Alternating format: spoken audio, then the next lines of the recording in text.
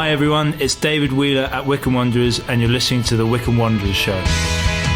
Welcome to the latest edition of the Wycombe Wanderers Show. Good to have your company this week. So much has happened since we last spoke. Well, goals mostly, in the league and in the cup. We'll reflect on that with Phil in a few moments' time. We'll hear from manager Matt Bloomfield. We'll look ahead to Saturday's visit at Cambridge United. Touch briefly on Tuesday's game as well, which will be a bit special because we won't speak again between now and then. And Aston Villa are coming to Adams Park. Quite excited. Just to let you know, that's on the way. Plus, we'll hear from man of the moment, Beryly Lubala, who spoke to you earlier today as well. More from the manager, as I say, as well. Also, a real Wycombe Wanderers legend, former winger Len Worley, who will be at the game on Saturday as part of a presentation with the Wycombe Wanderers Ex-Players Association. And we'll build up to the second qualifying round of the Women's FA Cup. Wycombe Wanderers women are in action on Sunday. Do pop along to Burnham if you can. And back the chair girls there. We'll hear from Mollie Dench, who signed towards the end of last season and is looking to feature prominently in this campaign as well. But as we say, let's kick off with our match briefing from Phil. And so much has happened, as I say, since we last spoke. And there's one thing on everyone's minds, and that is goals. Isn't it wonderful? 5-3 on Tuesday night in the EFL Football Trophy. Brilliant game to watch from a goal scoring perspective. There was some questionable defending from both sides, to be honest. But certainly from Brighton, Hove Albion under-21s in that first half. And brilliant, though, for Beryly Lubala, who looked absolutely ravenous up front for goals. And, to get 4 goals in one game, I think the first player to do so at Adams Park in the EFL era for Wycombe Wanderers, which is a big milestone for him.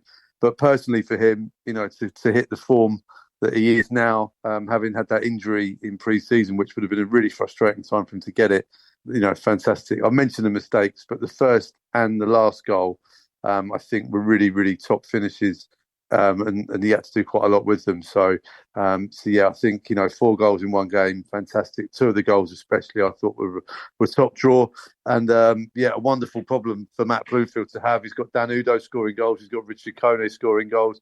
Vokesy, who's currently injured, but he scored goals before his injury as well. So selection headaches for the gaffer, but the best possible headaches for him. And it was good to speak to him after that goal fest on Tuesday. Don't want to concede 3 at home, especially, but it's very important that we won the game, having just lost out at AFC Wimbledon. We want to get through through to the next round of this tournament. So we had to win tonight, and it should have been probably more convincing and more comfortable throughout the night. But fair play to Brighton, got some good young players, play with loads of energy and intensity, as you expect from a group of young Premier League 2 players. So yeah, it was an entertaining encounter. Beryly Lubala, first start of the season, he looked hungry on Saturday when he came off the bench, and he looked ravenous tonight, didn't he? 4 goals. he did, yeah, and another one-on-one, didn't he? And he could have had 1 or 2 more, but he did great, Bez. He's a boy who plays full of energy, full of intensity. We love him as a person as well. He's done great since he's come in. And obviously he can play all 4 positions across the front. He can play 10, 9. He can play either side as well. So, some good finishes from him. And I thought, some of his goals come from real good discipline for us out of possession. Some turnover moments which he was able to capitalise on. But yeah, some good finishes, and I'm really pleased for him because he's had a couple of injuries with his hamstrings. One just at the end of last season, and then in pre-season again. So he's not played loads of football. So we have to be careful with him. But yeah, some really encouraging moments for him tonight. All of your strikers in the goals this season as well. That's a lovely problem for you to have. Yeah, definitely, because I think it's really important that we have a squad that's competitive and pushing each other forward. The game is, as we've discussed before, really athletic. There's loads of games coming up, and everyone needs to be ready to play and sharpen at it. So yeah, to have Bez now back in the fold for that. We're hoping to welcome Fred into the mix at some point. Wills was very good again tonight. So yeah, some real good competition for places. And Cameron Humphreys and Aaron Morley getting starts as well. Is that to boost their sort of Wycombe introduction almost? Yeah, The thing with Cam's missed pre-season, so he's still kind of finding his way back to top form, although he's been very good already. There's still more to come from him. Aaron, again, has not played loads and loads of games, and he's not available next Tuesday in the game against Aston Villa, so it just felt that it was the right thing to try and get him to an hour or so, was always the plan, and get him off the pitch ahead of the weekend. So, yeah, that was the plan with those two. And just to keep integrating in what we're doing. Plus, this competition is important to us, and we take it seriously, so it was always about making sure we had a competitive team, enough experience out there to go and win the game. And a good introduction as well for Shamal George too. Yeah, definitely. Shams, obviously, I've been aware of him, at Colchester, know the people there who spoke really highly of him, and he did well up in Scotland, and he's here to add competition for that goalkeeper's jersey, and it's good for him. Good distribution, nice voice behind the back four. So Franco's obviously been very, very good recently and in possession of the shirt, but it's nice for Sham to get some experience with us as well. Really good to hear from him, of course. And, as you touched on, and as he mentioned there as well, it's nice to have that strength in depth and that competition for places too. Yeah, what a lovely problem to have. I think, the big problem would be if he's got all these strikers at his disposal and none of them are scoring, but they all are. So they'll all know as well that they've got to keep it up. Otherwise, there's someone banging on the door saying, I should be playing. And also as well, across the 90 minutes plus whatever referees add on these days, even if you're starting on the bench, we've seen with the gaffer that the changes are often made in the 50th minute or between 50 and 60 minutes. So there's still a huge chunk of the game to have an effect on as well. And, with fresh legs, it means that someone can start the game and really go at it 100%, 110% for 60 minutes, knowing that that's when the plan change is coming. And then you've then got fresh legs to really go at it in those final stages as well. So from a defender's point of view, that could be a bit of a nightmare. But look, while they're all fit and firing, we should really enjoy this, definitely. And some of the football we've been playing as well has been excellent too. I think it's a really good sort of combination of what Wycombe used to be. We haven't completely lost that identity of purpose. But, we're certainly moving through the thirds in a different way. It's a lot more attractive to the eye. But then with the squad at our disposal, and I think we've seen the benefit of that. But we've seen teams looking at Bolton losing 4-0 at home last week, with their total football approach pretty much inside their own 6-yard box, which had some pretty catastrophic results last Saturday. So it's really good to see an evolved style, but a combination of our past and future together. It looks to be a good balance at the moment. And also quite exciting when you think who's still to come back as well from injury, and still some new signings as well we haven't seen. And Brandon, of course. Yeah. Brandon Hanlon is getting closer every week, which is great news. Fred Onyedinma is at the training ground. He's training with the squad, but hasn't had a pre-season amongst the lads, so he's got some catching up to do there. But what a player to bring into the squad when he's fully fit. Sam Vokes, we mentioned earlier as well, is 2 goals from him and both off the bench. So yeah, some really great options for the gaffer to have, and they're just the strikers we're talking about. I mean, if you look around the rest of the positions on the pitch as well, real strength in depth. Luke Leahy to come back as well. So really, it's a positive buzz around the place at the moment, and with the fixtures coming as they do. It's just as well we got a big squad, because there seems to be a midweek game every week at the moment. No, absolutely. Really interesting to see, who gets selected for the games, because as we touched on, we've had the international break, but we don't seem to have a home game for a while, and then 3 come along at once. Yeah, absolutely. And the Bristol Street Motors Trophy, I think 12 months ago, a lot of the fans had a fairly indifferent opinion of it. Since then, we've obviously got to the final, got to Wembley, a good day out for everybody.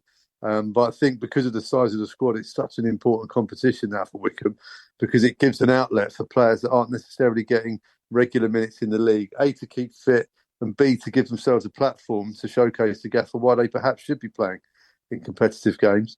So the longer we stay in this competition, I think the better. So it's imperative to get out of the group.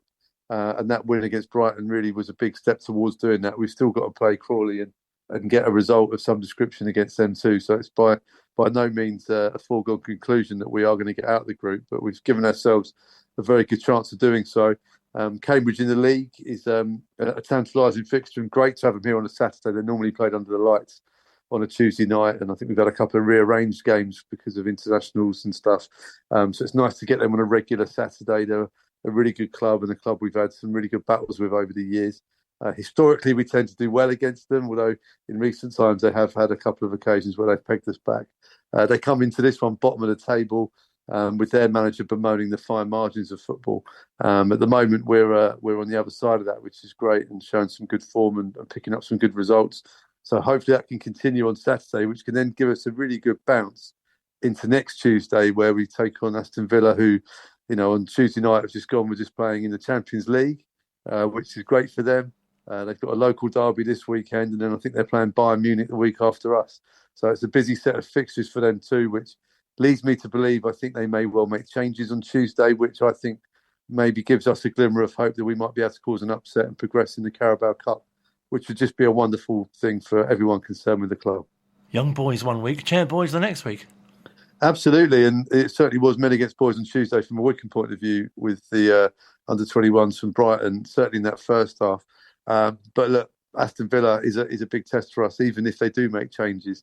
Of course, they're going to have wonderful strength in depth and etc. and players who want to be impressing Unai Emery to try and get in that Premier League team or Champions League team for Aston Villa. So, look, there'll be opportunities on the night, no doubt. The way that Wycombe are sort of playing at the moment, the buzz around the place, the confidence that these performances are bringing, hopefully we can put on a really good show against Aston Villa in front of the TV cameras and maybe get an eye-catching kind of cup upset, which would be wonderful. I remember speaking to you when the draw was made as well. A great opportunity for the club to really attract more people from the community who perhaps have not been to a game for a while or perhaps at all. Absolutely, yeah. There's not that many teams in this country playing in the Champions League, and to have one of them coming down to take on Wycombe in a competitive game is a really big coup. And I'm hoping it happens again this season. In the FA Cup or perhaps even in the later rounds of the League Cup if we do beat Aston Villa.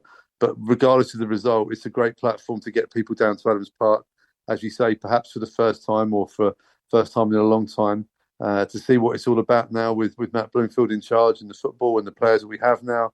And hopefully they can enjoy a great evening under the lights and like we do love in this country, a cup upset. That would be the best thing ever. And then the trick would then be to keep them coming into the league games as we move into the winter. And Saturday feels a great precursor for that as well. Another opportunity to get behind the team at home. Yeah, it's a huge game this in terms of the league, because we're seeing teams at the top of the table now setting off on a big pace. They appear to be the teams that have got huge budgets as well, which will come as no surprise. But look, Wycombe are well placed. I think the opening of the season is now, if you look at it as a sample size, the first game away at Wrexham, the second game at home to Birmingham City. We can argue that we've got two tough fixtures out of the way straight away. And I think we were unlucky to come away from both of those games with no points. But since then, I think we've really picked up and shown what we're about. And I think we're getting stronger week on week. And people have to remember as well the huge amount of change that went on around the club over the summer, the change of changing training ground. There was a large turnover of players, or largest turnover of players.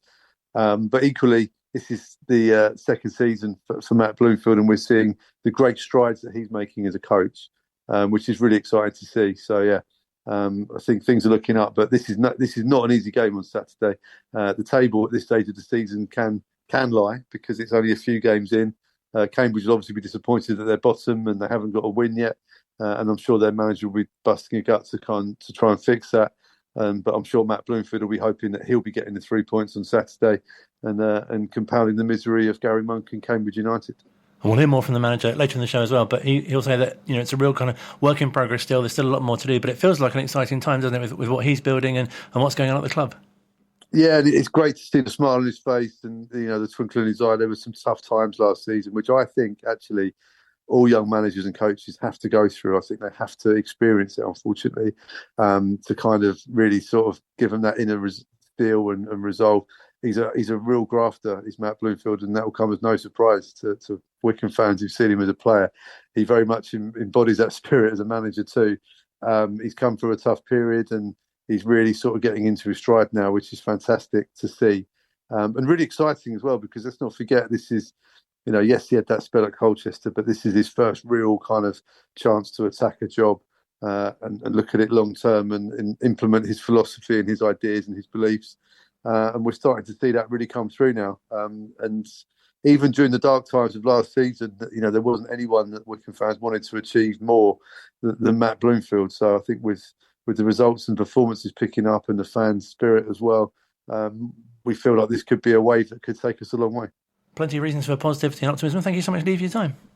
Always a pleasure, Colin. Brilliant to speak to Phil. Of course, you can hear Matt Bloomfield's post-match interview in full on Wanderers TV and on the website as well. I think I meant that Villa this week have played Young Boys, the Swiss team, and the Chair Boys next week. But Phil's reply of Wycombe playing Young Boys, as in Brighton's under-21s, I think still worked. A great night for Beryly Lubala. Spoke to him earlier this afternoon as well. And after his injury, really pleased to be back with so many goals and not at all rusty. Yeah, obviously wanted to come back strong and ready to go. So it was good to get out there against Northampton and then get the start in the midweek game. And obviously it went very well for myself. Did you feel early on you might have a few goals in you, especially once you got the first? Yeah, definitely. I guess as soon as you get the one, you're looking for the second and third.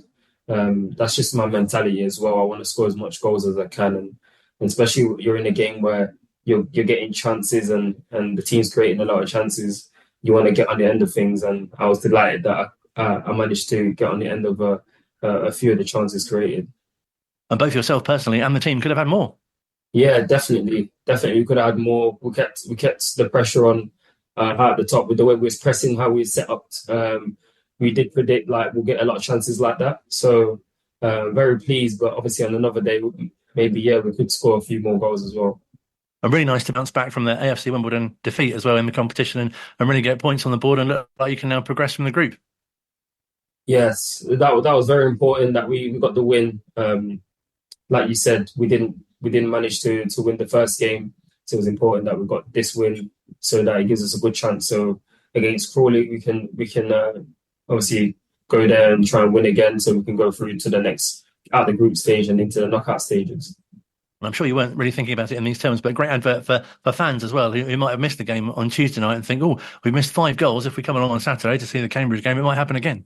Yeah, I guess so. Obviously, we want as much of our fans there supporting us. They give us that extra boost, the energy when they're all there. So, yeah, definitely, I would advise the fans to be there because there's a lot of goals in the team.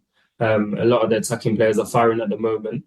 And why not? Why not? We put a few more goals away on Saturday. I'm sure you'll be keen to add to your tally as well, especially being the leading scorer now in the season so far.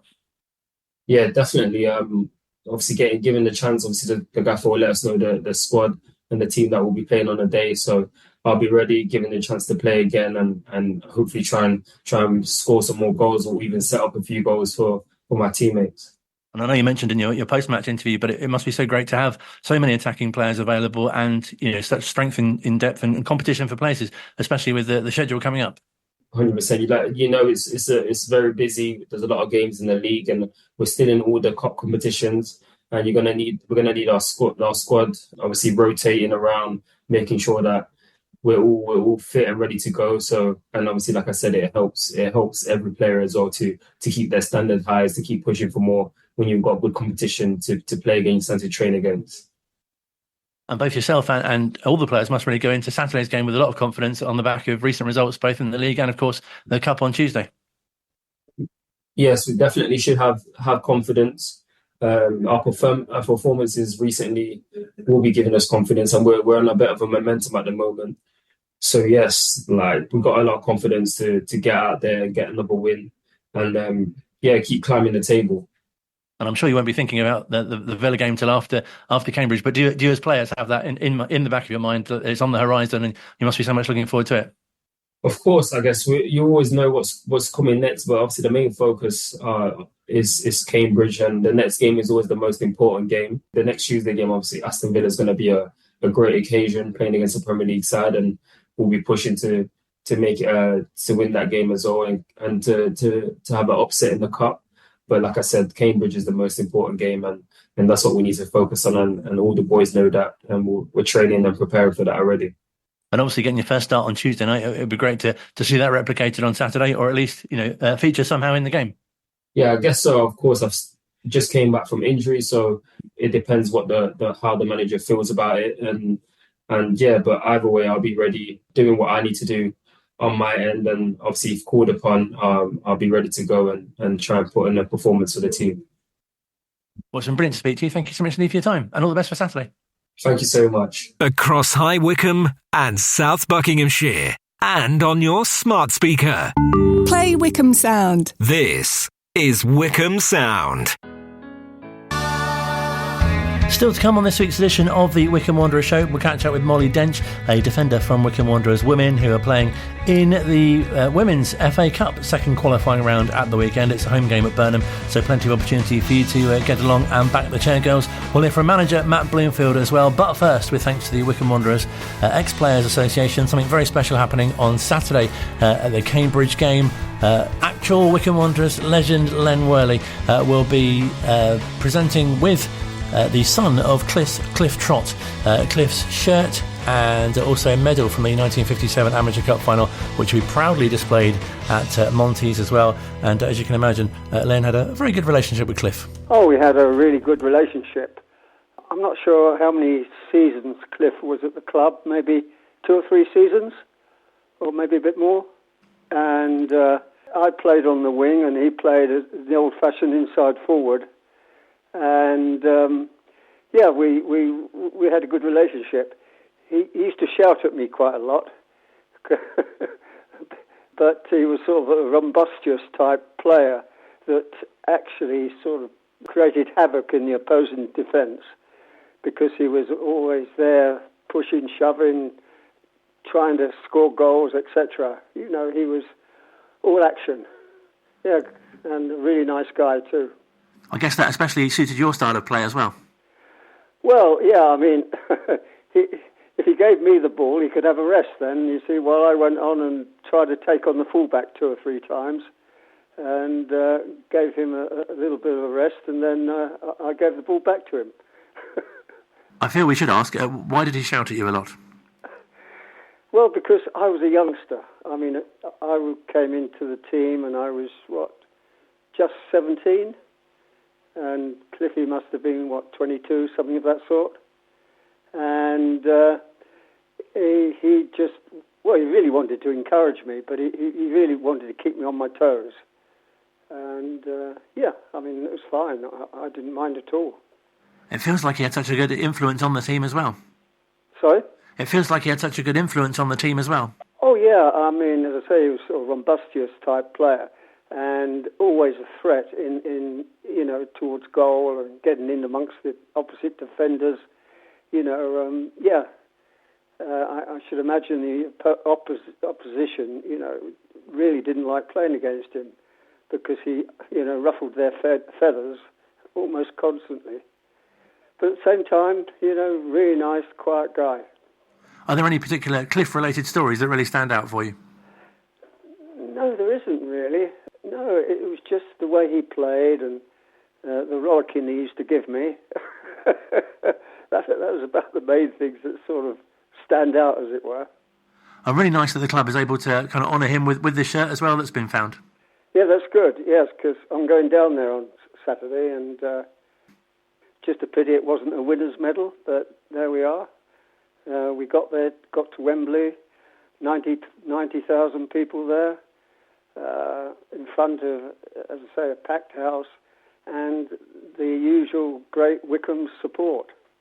I'm sure it's an occasion that you never tire of talking about or remembering. Well, that's true, and I think particularly when we after the game we went for a dinner at Cookham, and then we went into the town, and the crowds had gathered waiting for us to turn up, and we all made our way up onto the balcony of the town hall to acknowledge the crowd. I mean, and this was sort of 8, 9 o'clock at night, Terrific support Wycombe had then and still does have. It's great credit to the town. It must be incredible to think as well that the club's been to Wembley a few times since, but that first time must have felt so special. Yeah, well, I think it was, yeah. I mean, it was all very new to us, obviously. And also, playing at Wembley was totally unique. I think, ideally, you need to play there at least twice. First time to get used to it, and the second time to actually enjoy it, because it's so different to anything else that you encounter. Because as well, I imagine obviously the atmosphere, but also the pitch is different dimensions, isn't it? Absolutely. The pitch is much larger. The grass is much longer. In fact, I made a mistake because I wasn't quite sure what boots to wear because it was sort of a cloudy day and a bit damp, and I preferred to play with the rubber boots. So I thought, well, I'll put them on and see how it goes.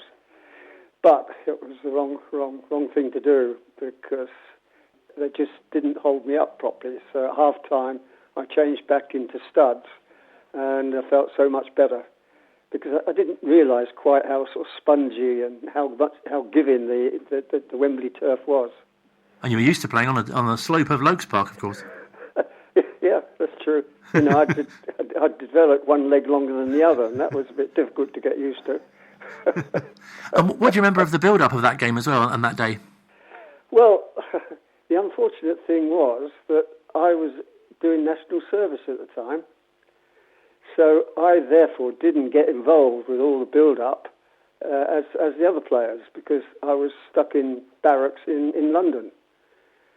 So I just sort of virtually got off to play the match and then went back to barracks the following week. Yeah, because in those days, you know, we had to do national service. That must have been quite strange for you to have had that unusual preparation. Absolutely. Oh, yeah, it wasn't ideal by any means. You know, I'd rather been involved, you know, with the team for the whole of the week. But there we are.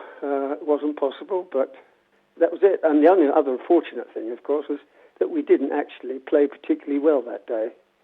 I think that was a disappointment. I think we reached our peak when we beat Casuals at Highbury in the semi-final.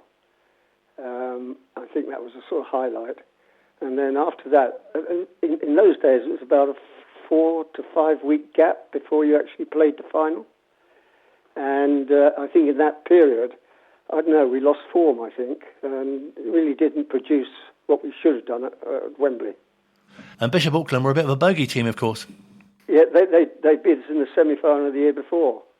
No, exactly. So it must have been, that may be in the back of your minds, I guess. Not particularly. Obviously, you know, you want to get revenge. But you equally knew that Bishop Auckland were, well, the top team in the north of England. So we knew it would be a tough match. But, yeah, we obviously would like to have won, but just wasn't our day. And even today, you hear people say that they were at that game and that they remember it and what it means to the town and to the club as well. Yeah, I suppose it was at that time, particularly. You know, what we're talking 1957, aren't we? Special day for the club, special day for the supporters, special day for the town. Yeah, very much so. It does sound like quite a long time ago when you put it like that, doesn't it? It was that long time ago. Everything was in black and white. Here am I, 87, talking about all those years back. Oh, dear. Although in a way, does it feel like still quite fresh in your mind? Yeah, it does, you know, particularly if I sort of look back on, you know, various photographs and what have you. But, you know, all things come to an end, and I've just got to feel proud and privileged, really, to play for a great club like Wycombe. I mean, they are a really great club, and I enjoyed, you know, every minute of my 15 years with them. It's an incredible kind of record that you've had as well, and you know, you're literally seen as a legend of the club. But you couldn't have imagined how, you know, things have changed in terms of the club, but also the game, and you know, the training facilities now, for example. Yeah, absolutely. Yeah, totally different. Much more professional now than it was with us. We used to just have training twice a week, Tuesdays, Thursdays, and then meet for match days. But no, nowadays, as I say, they're full-time, getting well paid. We only got £2.50 a match. In those days, I'm sure that was a lot of money. Well, it was. It was worth about £10, I suppose. But also, we were able to claim expenses as well. So I used to claim 1 and 6 to come over from Chalfont St Peter over to Wycombe. And as I say, you kind of imagine how the club's grown and, you know, got promoted to the Championship even. Absolutely, yeah, and I think that's fantastic. It just shows, you know, what a well-run club it is, how well they've been supported, and, you know, they deserve to be where they are. And 30 years in the Football League as well, which again must have been unimaginable when you were playing. Yeah, because when I was playing, it was basically only the sort of Division 1 and Division 2. And that was it. I mean, things have changed totally in that time. But having said that, Wycombe have kept going and kept going very well.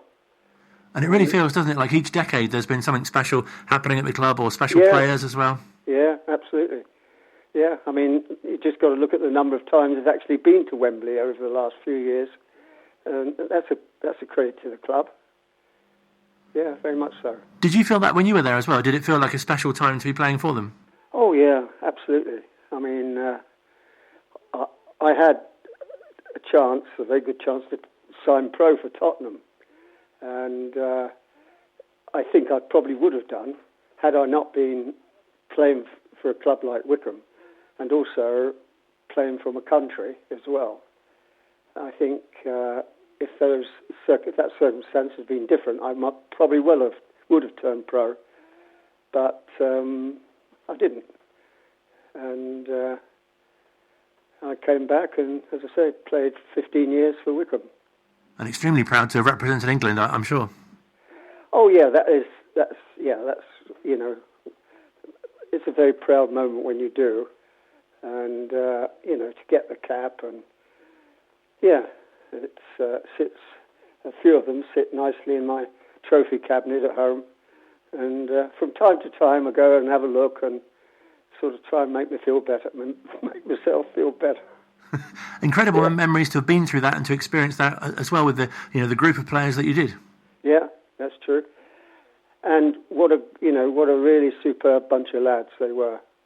You know, people like Jackie Tomlin, for example. You know, he was at the club when I first went there as a 17-year-old. And dear Jackie, you know, put his arm around me, looked after me, and made sure I was, you know, happy and relaxed about being at the club.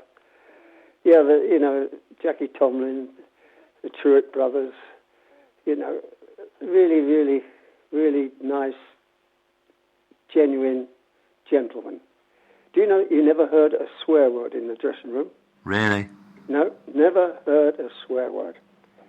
And that just shows you the sort of calibre of the sort of guys that were playing there. You know, the Mike Wickses, Barry Darvels, you know, Paul Bates, you know, such genuine guys. And when you're with a group of guys like that, it's very difficult to replicate it anywhere else. I was going to say, football seems so special like that, doesn't it? You couldn't imagine if you were. I often give the example of an accountant, for example. You couldn't imagine people meeting up in years in the future and saying, "Oh, do you remember those great bits of accounts that we did?" Absolutely, yeah. But we're lucky to have people like Vince Faulkner and Keith Samuels and John Maskell running the Ex-Players Association, and they're the guys that have kept it going. And all credit to them. And we just sort of turn up on the various occasions that they organise. No, absolutely. Was it especially nice in a way that you weren't professional? Because there's a certain sort of rusticness to being amateur, I guess, and to combining that with your day job as well. Well, I suppose because I was a qualified surveyor and I ran my own business, I suppose, and also, of course, at that time, the maximum wage for a professional footballer was £20 a week. Well, that wasn't a great deal even then. And I never felt that I wanted to sort of take the risk of turning pro when I was obviously playing for a club like Wycombe and obviously building my own business. So I just stuck with Wycombe, which I've been very happy to do so. And 15 years is quite a good spell with one club. No, absolutely. And I imagine as well, being a qualified surveyor would have come in quite useful on a sloping pitch. Well, measuring the angles. Yeah, there was an 11-foot slope, actually, one side to the other. And being a winger as well, that would have been useful for angles. Yeah, that's right. Yeah, that's true. Oh, yeah. It's amazing being a winger, and obviously you're playing close to the supporters. And, you know, I can't ever remember getting any abuse from any supporter at any time. Now, that's something to say, isn't it, really? No, absolutely. You must have had such a great relationship with the fans. Yeah, I think I must have done. Yeah, I think I probably did, actually. But I think my whole premise was to try to entertain, to take on a fullback and maybe take him on again, make him look a bit silly, just to, try and be an entertainer as well as obviously working for my team. That's the thing about wingers, isn't it? I think a lot of youngsters especially look up to them because for that very reason. Yeah. I mean, I looked up to Stanley Matthews. I mean, he was England winger and played for Blackpool. In fact, I met him a couple of times as well. And I said, I've modeled my game on you. And he's quite, chuffed to hear me say that. And they used to actually call me the amateur Stanley Matthews. And I took that as a big privilege. I was going to say, that's quite a compliment, isn't it? Yeah, absolutely. Yeah. Did you consider other positions, or were you always leaning towards that wing? Right from school, right from when I was 5, I remember playing at my primary school, and I captained the school team against local schools, and I always played number 7 all the way through. Staggering, isn't it? No, very much so. Yeah. You didn't fancy going in goal. You've got to be a certain type of person to do that, haven't you? Yeah. No, I wasn't quite tall enough to go in goal. That didn't appeal to me either. I enjoyed dribbling and obviously scoring goals. And particularly I enjoyed dribbling, which I honestly don't see enough of it these days, where wingers can take fullbacks on and, create a bit of excitement in the crowd. But I used to love that.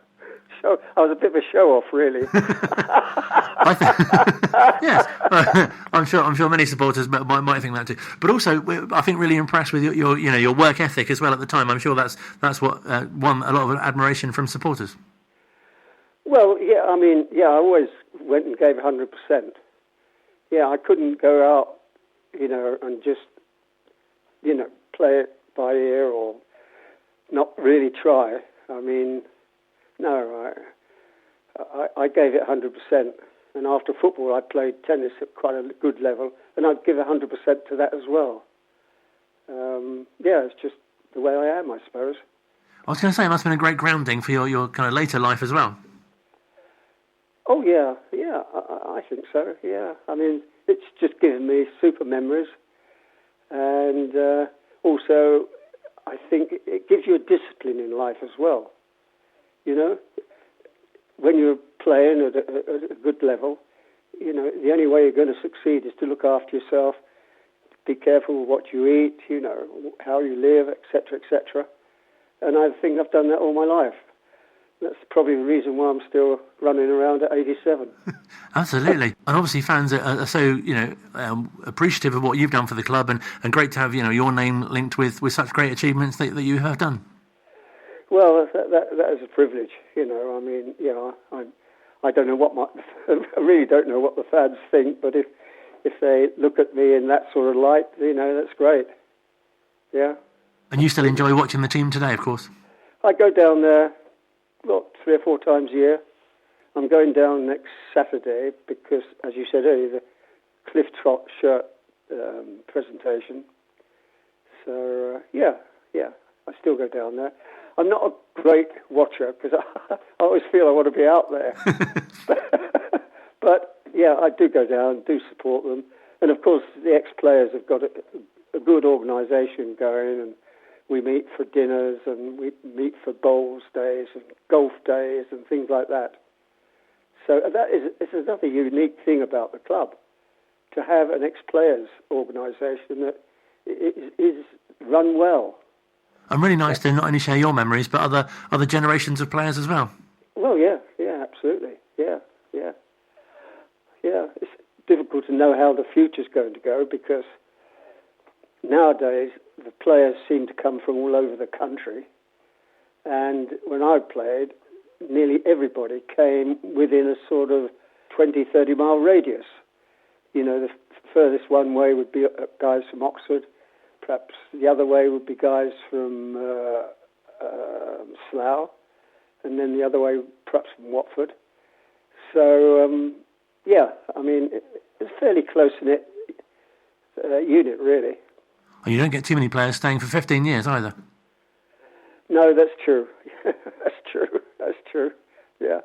I suppose when I look back, I think, well, 15 years is quite a long time, isn't it, with a club? And luckily not to get... Well, I did get injured. I had a broken leg, but that was in the army there. But I managed to get over that and come back and play. Well, it's been a real pleasure to speak to you. Thank you so much indeed for your time. That's all right, Colin. No, that's fine. Real privilege to speak to Len Worley, and also grateful to him for giving the word rumbustious its debut on the show, not only once but mentioning it twice as well. Must try and use that in future weeks. Across High Wycombe and South Buckinghamshire, and on your smart speaker. Play Wycombe Sound. This is Wycombe Sound. Final part of this week's Wycombe Wanderers Show. Still to come, we'll hear from manager Matt Bloomfield. We turn our attention now, though, to the women's team. On Sunday, new signing Kayla Potter had a debut to remember for Wycombe Wanderers women, scoring and providing an assist in their impressive 2-2 draw with Ascot United at the 1878 Stadium. The visitors have won both their opening games with emphatic scorelines and led twice in the fixture, only for Jess Watkins' first half strike and Potter's second half effort to deny them the victory. The Jet Girls are in FA Cup action on Sunday, taking on Milton United in the second qualifying round, also at Burnham, and yet to make an appearance this season, but someone who signed towards the end of the previous campaign is Mollie Dench, and I've been speaking to her. I was grateful and fortunate enough to get minutes in like a few games near the end, which was nice as well, so it'll be good to start this season again afresh. So what were your first impressions when you arrived?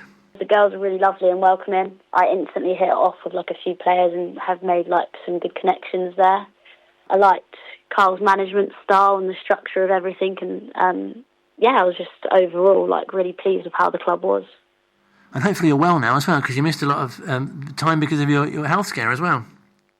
Yeah, I did, yeah. But I'm all healthy now, looking ready to just try start afresh this season. Fantastic. And have you been able to use your kind of experience from playing at different clubs and at different levels, and really that will really help you going into this season as well? Yeah, I have. I always like to go into like new clubs and stuff like that with like a professional mindset. Unfortunately, this pre-season I've missed out quite a lot due to my work and stuff like that, but I'm hoping to get back into training and stuff like that, trying to move some of my shifts around so I can get back in with the squad again, training and just being around the girls. It must be fantastic as well, because everyone's saying that they've been in this division a long time, and it must be brilliant to be able to contribute in helping to get promotion this season. Yeah, that's the plan. I think that's everyone's plan to go forward this season and try push for promotion. I mean, I think anyone would be silly not to have that mindset, as that's everyone's target, really, isn't it? No, of course. And in your position as well, you'll be focusing on not conceding too many goals as well for the team. Yeah, definitely. I want to try to stop goals from going in and stop attackers coming at us, but also hopefully I can help also in an attacking sense and try to set some assists up and contribute to counter-attacking and stuff like that. No, that'd be fantastic. So I know Carl was saying that something that he's prioritising for this season is, an increase in creativity and attacking style of play, and it must be great to be able to contribute with that, as you say, sort of building from the back, really. Yeah, definitely. Like I say, I'm excited once I do get back in around training and stuff like that and get some minutes. I'm excited to help contribute and, be a part of the success of the team. What have you made of the early start to the season so far?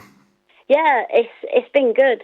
Again, like I say, I've not been around because of work, but I've been, in the group chats and stuff like that, having a look about, and we're doing quite well at the start of the season already. I know the girls put up a good fight against Ascot, considering that they were the top of the league last season, and we played well against them, which is a good sign, ready for us to go in for the rest of the season. That we're here to prove a point, and that we're not going to take no rubbish from anyone, and we're going to go out and, give it our best. And really exciting, the second qualifying round of the FA Cup as well. That must be a competition that, the whole team, including yourself, hopefully will be really keen to progress in. Yeah, everyone, I think, gets excited when it comes to the cup games. Everyone wants to make sure they're a part of it, and, the best thing, because you can play against people from all tiers and stuff like that if you progress well through. And yeah, our hopes are to progress far in the cup and hopefully win it. Because you mentioned about working, it must be quite a challenge to be able to balance, kind of your working life and your downtime and just, with training and games as well. Oh yeah, definitely. I'm an emergency worker, so I work all random shift hours. Sometimes I try to get to training during work and hope I don't get a job.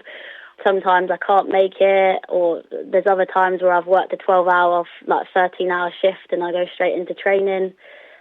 Run about for 2 hours and then get home and try have a little wind down before I go back to work again the next day and repeat the process. So it's hard, but I wouldn't change it. So is football a real release for you? You can it's a great way to unwind and to not think about work as well.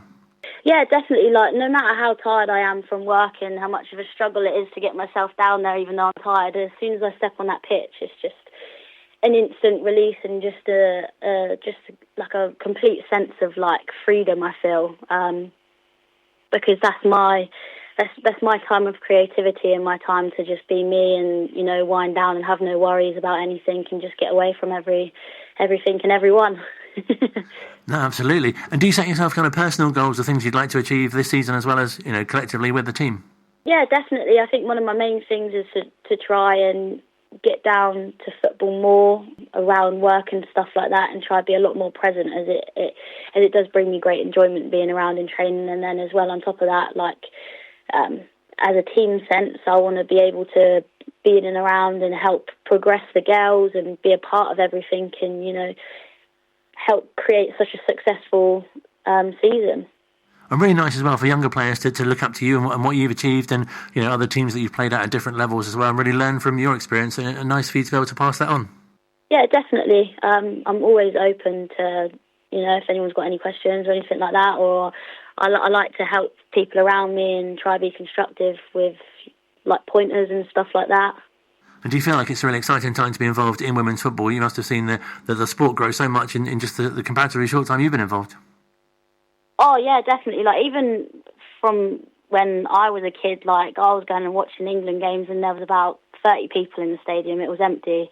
And then now you look at the England players playing and, the stadiums are getting packed out, and it's just amazing to see the women's football progressing like it is. And that's such a short space of time where it has progressed, so it's only going to get more exciting, and the opportunities are only going to get better for young girls coming into the sport. And I'm excited for the future for if I have a little girl and stuff like that, for her to be able to take part. And yeah, I'm excited to see where the women's game can go. Well, wish you all the best for the coming season. Look forward to seeing more of you on the pitch very soon. Thank you very much. It was a pleasure talking to you. Brilliant chatting to Mollie Dench. Look out for her in the Wycombe Wanderers first team very, very soon, I'm sure. And we'll continue to back the Chair Girls here on Wycombe Sound. They're in cup action this weekend. And the men's team, of course, were in EFL Trophy action and are playing in a rather big cup game next Tuesday as well. And spoke to the manager a little earlier on today, who some of those players who played on Tuesday might be forcing their way into his plans for Saturday. Yeah, I think that there were some really good performances individually. It was obviously the one that stands out is obviously great to see Bez back on the pitch starting a game. I think that he gives us a real intelligence and intensity with the press from the top of the pitch, and he's obviously got goals in him as well, which he showed the other night, so that was great for him. Sads missed out last Saturday at Northampton, but responded in the right manner on Tuesday night and played very well. More minutes for Cam and for Aaron Morley to get used to the way we're trying to play and just to get them up to speed after Cam missed pre-season, and Aaron, hasn't played as many minutes recently at Bolton as what he'd like to do. So just loads of those little opportunities. Have a look at Alex Hartridge again as left fullback. Caleb Taylor got some good minutes at centre half. So just all in all, I felt like it was a really positive evening in terms of the minutes that we were able to give to players and obviously the result too. So you hear people, don't you, talk about a managerial selection headache. How would you describe the level of your discomfort in your head this week? Yeah, fairly high, which is good. It's a better headache than some others that I've had in the 2 years of being a manager or head coach at Colchester. So yeah, it's a nice thing to have players in form and to have players with a high level of competition for places is obviously what you want as a manager. So it adds to the headaches, but it's a nice place to be when you've got people banging on the door wanting to play. And as you said after the game on Tuesday, so pleasing for Bez to come back with so many goals as well after missing the first part of the season.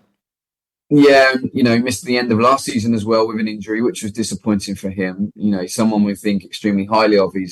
He always comes in with a bounce in his step. He's always got a smile on his face, and when it comes down to work, he's very, very serious about that. So we're obviously really, really pleased for him. It was 4 good finishes, and he had a 1-on-1 that he maybe could have even gone and got a 5th. But certainly a very, very positive night for him.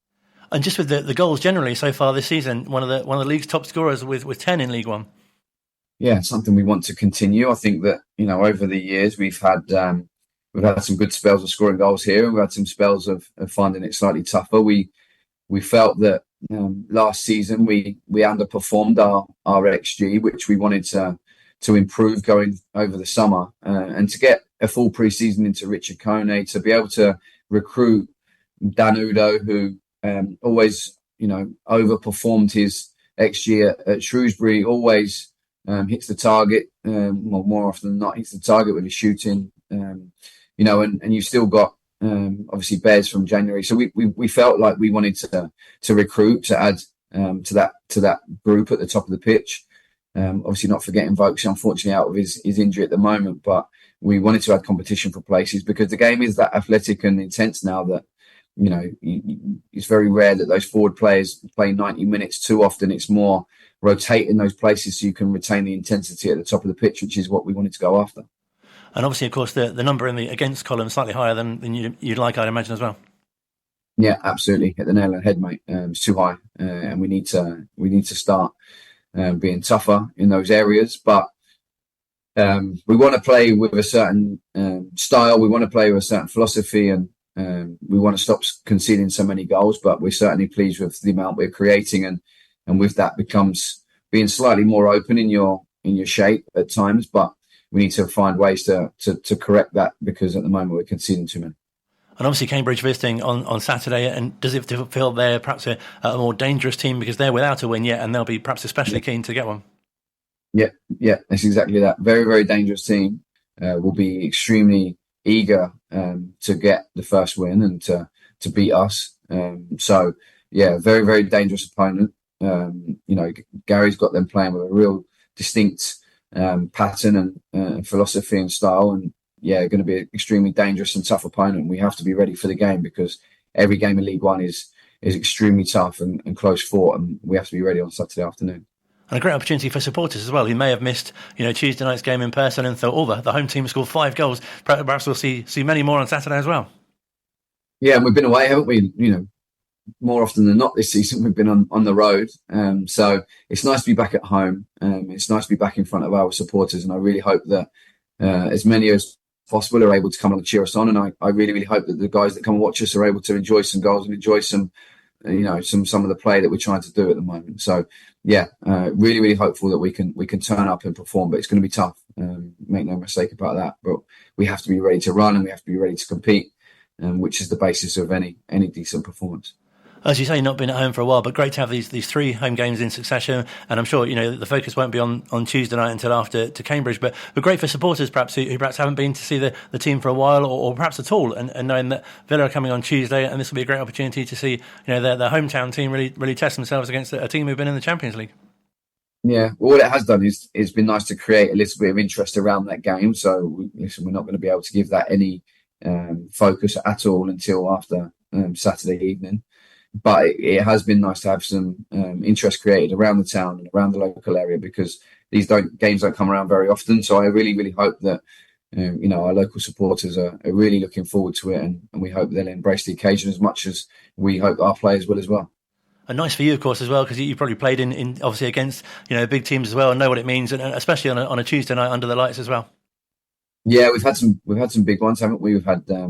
Obviously, the one that stands out is the Chelsea game, but we've had Villa twice here in cup competitions. We've been really fortunate over the years to enjoy some of these occasions. Spurs as well, a couple of times, once at White Hart Lane, once at home. So They don't come around too often, so when they do, you have to make the most of every moment of them. And whilst we, truly respect the opponent, because Champions League opposition, top Premier League players, European players, and we have to dream big as well. So when it comes around, we'll be looking forward to embracing that.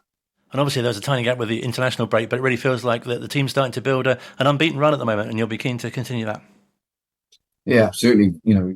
Hate losing. That, Colin. I hate losing. It doesn't sit well all weekend, and so I'm here to try and get results. I'm here to try and evolve the team and trying to move the team forward, and that's my job. And I'm trying to do it the best I possibly can. And we have to keep trying to put one foot in the other and build momentum and moving the place forward. So look, there's loads of work to go, mate. We've made a couple of promising signs recently, but there's loads and loads of work to go. So we have to keep being hungry for more. Real pleasure to chat to you, Matt Bloomfield. We wish the Chair Boys all the luck, of course, at home to Cambridge on Saturday. If you're going, if you're not, the whole match live here on Wycombe Sound and on Wanderers TV as well, of course. The Chair Girls are at home at Burnham in the second qualifying round of the FA Cup on Sunday against Milton. Do get yourself along there and back them, if at all possible. And then, of course, on Tuesday evening, it's the visit of Aston Villa, Premier League and Champions League Aston Villa, who will be playing in the third round of the Carabao Cup, or the EFL Cup, if you prefer. So 3 brilliant opportunities to back the club at home in the coming days. Join us next week for episode 8. I thought you said we're not counting. We're not counting. Next week as well, we'll try and use the word rumbustious more as well, here on Wycombe Sound. Have a great week.